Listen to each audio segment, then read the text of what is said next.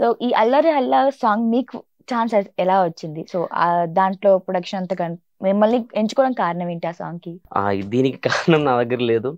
Bablu daddy అంటే DOP Janata Bablu. వాడు, నేను, రఘుగాడు ముగ్గురం చాలా క్లోజ్ ఫ్రెండ్స్ అన్నమాట. మేమంతా ఒకటే రూమ్ లో ఉంటాం. ఆయన బబ్లూకి ఏమని ఉండేదని అంటే, ఒక మంచి సాంగ్ పాడాలి, నువ్వు చేస్తావు, నువ్వు అన్ని చేస్తావు, డాన్స్ చేస్తావు, నువ్వు ప్రూవ్డ్ ఆల్రెడీ, కాకపోతే లైఫ్ లాంగ్ లో గుర్తుండిపోయే సాంగ్ నీకు రావాలరా అని చెప్పేసి వాడు అంటూ ఉండే బబ్లు. ఆయన ఛానల్ పెట్టిండు. లక్ష్మణ్ అన్న కూడా, బుల్లెట్ బండి లక్ష్మణ్ అన్న మీకు ఐడియా ఉంటుంది. టోనన్నకి ఏదో ఒక రోజు మంచి సక్సెస్ రావాలి, అందరూ గుర్తుంచుకోవాలి లైఫ్ లో ఒకటి. ఇప్పుడు నాకు కూడా ఉంటది కదా, ఈ లైఫ్ లాంగ్ గుర్తుండిపోయేది ఒకటి మంచి సాంగ్ చేసిన అనేది. అలాంటిది నీకు ఇయ్యాలరా అని వాళ్ళు ఒక 2 years నుంచి అనుకుంటున్నారు. బబ్లు గాని లక్ష్మణ్ అన్న గాని. ఒక టైం వచ్చింది, అలా ఎలా సాంగ్ వచ్చింది, బబ్లుదే ఛానల్ అదే, ఆయన ఓపెన్ చేసుకున్నాడు. ఈ సాంగ్ నువ్వే ఫిక్స్, నువ్వే చేయాలి, నువ్వే చేయగలుగుతావురా, నీకైతేనే ఫిక్స్ అని చెప్పేసి వాళ్ళు అట్లా నాకు ఛాన్స్ ఇచ్చారు. చాలా thank you daddy, love you Bablu and Jakkanna అని నేను పిలుచుకుంటాను లక్ష్మణ్ అన్నని. ఎందుకనంటే నన్ను డాన్సర్గానే అందరు గుర్తించారు, కానీ ఒక యాక్టర్గా జక్కన్న గుర్తించాడు నన్ను. ప్రతి క్షణం ఒక్కొక్క క్యారెక్టర్ వైజ్గా నన్ను చెక్కుతూనే ఉన్నాడు. అన్న ఇట్లా చేసుకో, ఇట్లా. నాకు భయం అవుతుంది ఫస్ట్ ఆయన ముందు యాక్టింగ్ చేయాలంటే. కాకపోతే నన్ను ఇట్లా ఈ సాంగ్ ఇచ్చి నాకు ఒక సక్సెస్ ఇచ్చినందుకు, నా లైఫ్ లాంగ్ మర్చిపోకుండా చేసినందుకు చాలా thank you Janata Bablu daddy and జక్కన్నకు.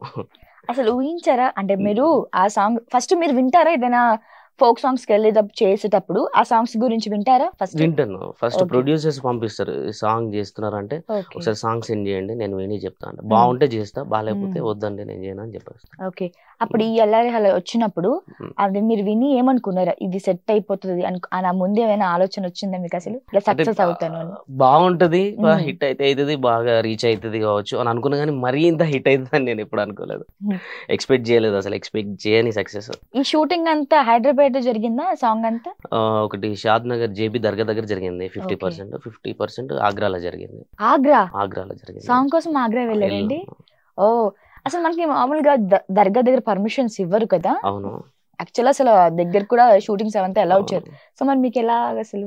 అల్లదయ్యాదంతా నాకు కూడా అది ఇప్పటిదాకా అర్థం కాలేదు. వెళ్ళిన తర్వాత అందరూ సపోర్ట్ చేసిరు దర్గాల, లోపల ఉన్న వాళ్ళందరూ, దాంట్లో ఉండే చూసుకునే వాళ్ళందరూ కూడా సపోర్ట్ చేసి మేము ఉన్నాం, మీరు చేసుకోండి, ఏం కాదు, పర్లేదని సపోర్ట్ చేసిరు. ఆ షూటింగ్ చేసిన టైంలో కొంతమంది పోలీసు వాళ్ళు, ఒక కానిస్టేబుల్ వచ్చి చాలా ఓవర్ గా మాట్లాడాడు. అది చాలా పెయిన్ఫుల్. మాట్లాడే మాకు చెప్పండి. అంటే మేము ఆర్టిస్టులు, మేము ఆల్రెడీ పర్మిషన్ తీసుకున్నాం దర్గాలో చేసుకోవడానికి. అది తీసుకున్నాం, అక్కడ ఆ ఏరియాలో పర్మిషన్ తీసుకున్నాం అక్కడ చేసుకోవడానికి.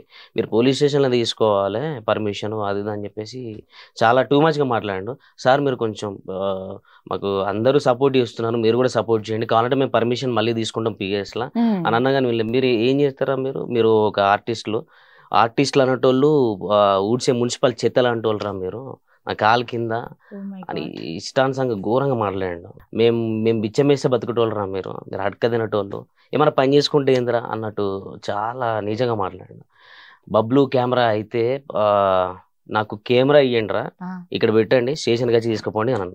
సార్ మీరు ఏమైనా చూసుకుంటే తర్వాత చూసుకుందాం, మనం మాట్లాడుకుందాం సార్, ప్లీజ్ అట్లా మాట్లాడద్దు, ఇష్టం అన్నట్టు మాట్లాడుతూ ఉన్నాడు కెమెరా గురించి. ఆ కెమెరా ఇవ్వకపోతే మాత్రం నేను నెక్స్ట్ మినిట్ వస్తే లాక్కొని మొత్తం కింద పడేసి ఇసిరి కొట్టేస్తాను అన్నాడు. ఆయన చిన్న బేబీ లెక్క ఇట్లా పట్టుకొని దాన్ని కాపాడుకున్నాడు చుట్టూ. అసలు ఆ రోజు ఒక 2 hours దాకా ఎవరు కోలుకోలేదు, అంత నిజంగా మాట్లాడాడు. చాలా తప్పు అసలు నిజంగా ఒక కళాకారు గురించి మాట్లాడడం చాలా. మీ కళాకారులు మున్సిపల్ చెత్త లాంటి వాళ్ళు రా మీరు, మేము వేస్తే బతకటోళ్ళు, మీరు అడక తినటోళ్ళు, అంత ఘోరంగా మాట్లాడారు. ఆ టైంలో ఎట్లా రియాక్ట్ అవ్వాలో కూడా అర్థం కాలేదు. అందరం పట్టుకొని కళ్ళకి నీళ్ళు వచ్చినాయి ఆ టైంలో. అసలు నిజంగా అది వెరీ బ్యాడ్ మూమెంట్ అవ్వచ్చు. ఎందుకంటే ఇలా మనం సాంగ్స్ మీరు చేసి బయటకి ఇస్తే ఎంతో మంది ఇన్స్పైర్ అవి ఈ రోజు రేపట్లో కార్లలో కానీ జర్నీస్ లో కానీ మంచిగా హ్యాపీ పెట్టుకుని ఎంజాయ్ చేసి, అంటే అది మీ ఎంత ఒక సాంగ్ బయటికి రావాలంటే దానికి ఎంతో కష్టం పడుకుంటూ. అసలు మీరు ఒక సాంగ్ కి ఎన్ని డేస్ షూట్ టైం పడుతుంది? అంటే ఫోక్ సాంగ్స్ కి అయితే, డాన్స్ సంబంధించిన సాంగ్స్ అయితే ఒక 1 day పట్టుద్ది, మంచిగా చేయాలి అని అంటే 2 days పట్టుద్ది. లవ్ ఫెయిల్యూర్ సాంగ్స్ చేయాలంటే 3-4 days 5 days పట్టుద్ది. మీరు ఎక్కువ ఏ సాంగ్స్ ని చూస్ చేస్తారు? అంటే లవ్వా, రొమాంటిక్ సాంగ్సా లేకపోతే ఫోక్ సాంగ్సా? రొమాంటిక్, లవ్, ఫోక్ ఈ 3 మీకు ఉంటేనే ఏది ఎక్కువ ఇష్టం? నాకు అన్ని ఇష్టం. అంటే ఎక్కువ అంటే లైక్ నాకైతే ఎక్కువ లవ్ ఫెయిలియర్ సాంగ్స్ అంటే నాకు వినడం చాలా ఇష్టం, ఎందుకంటే మేము చేయలేం కాబట్టి. సో మీకేది బాగా? నన్ను ఎక్కువ డాన్సర్గా ఇష్టపడ్డారు కాబట్టి డాన్స్ జోనర్ నాకు ఇష్టం. అట్లనే నన్ను లవ్ ఫెయిల్ ఉన్నా కూడా ఇష్టపడరు కాబట్టి లవ్ ఫెయిల్ సాంగ్ కూడా ఇష్టం. అంటే 2 టైప్లో ఎంజాయ్ చేయాలంటే డాన్స్ కావాలి, బాధపడాలన్నా ఏం కావాలన్నా లవ్ ఫెయిల్యూర్ సాంగ్స్. అంటే కొంతమంది జ్ఞాపకాలను గుర్తు చేయడానికైనా, కొంతమంది మెమరేసుకోవడానికైనా లవ్ సాంగ్స్ ఉంటాయి కాబట్టి నాకు ఇది ఇష్టం, ఇది ఇష్టం. సో బేసిక్ గా మీ వాయిస్ చాలా బాగుంది. సో నేను మంచి సింగర్ అని కూడా విన్నాను. సో నా కోసం అల్లరల్ల సాంగ్ ఒకసారి. ఓకే, అంటే నా గొంతులో బాగుండదేమో, లేదు. రామన్న పాడిండు. చాలా బాగా పాడతారు నిజంగా, నేను చాలా ఇంటర్వ్యూస్ లో కూడా చూసాను. So I love your voice. ఒకసారి నా కోసం. కన్నులే చూసినానే నీ అందాన్ని చూసి ప్రేమించలేదే, మనసునే చూసినానే నీ మనసులో నా చోటు నోచలేదే, సురుమా పెట్టిన కన్నులతో నన్ను చూసే రోజు, ఎర్రగా పండిన పేదాలతో నన్ను పిలిచే రోజు, ఏ దువా మిల్ జాయే వఫాయే తో అల్లా హే అల్లా, ఆ అందాల కన్నుల్లో కన్నీళ్లకు అల్లా హే అల్లా, నేను కారణమవ్వను ఈ జన్మకు అల్లా హే అల్లా, ఆ అందాల పెదవుల్లో చిరునవ్వుకు అల్లా హే అల్లా, నేనే కారణమవుతాను జన్మకు. వండర్ఫుల్, అసలు సూపర్. ఓకే, ఇంత మంచి టాలెంట్, మరి ఇప్పుడు ఎందుకు సింగింగ్ ట్రై చేయలేదు? ఆల్రెడీ ఒకసారి ట్రై చేశాను. నేను పాడడం కూడా జరిగిందా?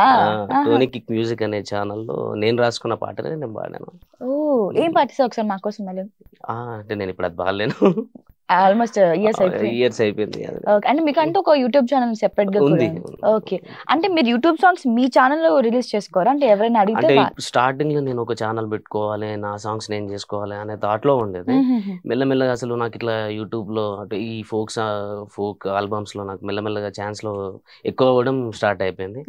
ఈ ఛానల్ పక్క పెట్టేసిన వీళ్ళందరి ఛానల్ మీద అయిపోయింది, టైం లేకుండా అయిపోయింది అనమాట. అంటే గ్యాప్ లేకుండా షూటింగ్స్ జరుగుతూనే ఉంటాయి. అంటే మిమ్మల్ని ఎలా కాంటాక్ట్ అవుతారు? అంటే ఒక సాంగ్ కి మీరు కావాలంటే ఎలా కాంటాక్ట్ అవుతారు మిమ్మల్ని? అంటే ఫ్రెండ్స్ ద్వారానా?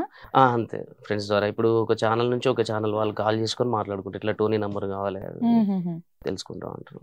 ఓకే.